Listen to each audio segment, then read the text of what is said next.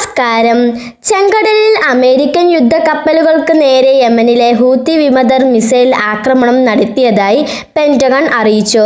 കുറഞ്ഞത് 8 ഡ്രോണുകളും 5 കപ്പൽ വിരുദ്ധ ബാലിസ്റ്റിക് മിസൈലുകളും 3 കപ്പൽ വിരുദ്ധ ക്രൂയിസ് മിസൈലുകളും കപ്പലുകൾക്ക് നേരെ തൊടുത്തുവിട്ടു. യമനിലെ ഹൂത്തികളുടെ ആയുധ സംഭരണ കേന്ദ്രങ്ങൾക്കെതിരെ US സെൻട്രൽ കമാൻഡ് നടത്തിയ വ്യോമാക്രമണത്തിന് തിരിച്ചടിയായി കൊണ്ടായിരുന്നു ആക്രമണം. ഇസ്രായേലിലേക്ക് പോകുന്ന ചരക്കു കപ്പലുകളെ ഹൂത്തികൾ ചെങ്കടലിൽ വെച്ച് ആക്രമിക്കുന്ന പശ്ചാത്തലത്തിലായിരുന്നു അമേരിക്കയുടെ സൈനിക നടപടി.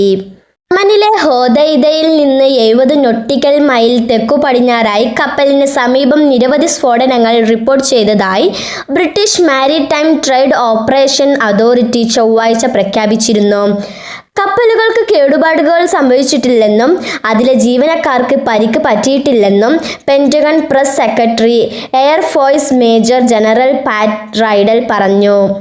എന്നാൽ USS എബ്രഹാം ലിങ്കൺ വിമാനവാഹിനിക്കപ്പലിനെ വിജയകരമായി ആക്രമിച്ചതായി ഹൂത്തി സൈനിക വക്താവ് യഹ്യ അൽ-സാരിയ എക്സിൽ ഒരു പ്രസ്താവനയിൽ പറഞ്ഞു.